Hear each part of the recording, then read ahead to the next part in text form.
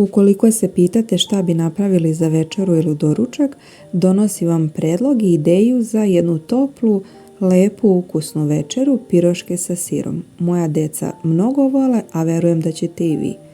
Za početak u mleko dodajemo šećer i sveži kvasac, a potom dodamo i malo brašna, promešamo i ostavimo da se kvasac aktivira.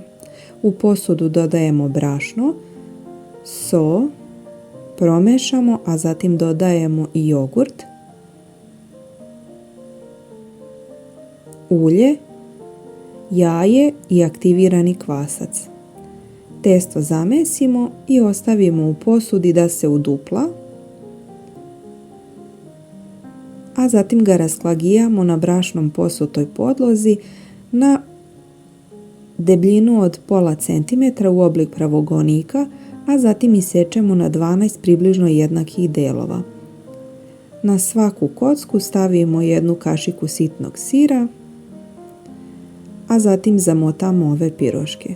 Ovo je način na koji ja zamotavam i predložila bih da ga isprobate. Ovako sir ne iscuri i piroška ostaje cijela. Spaja se štipkanjem i brzo su gotove.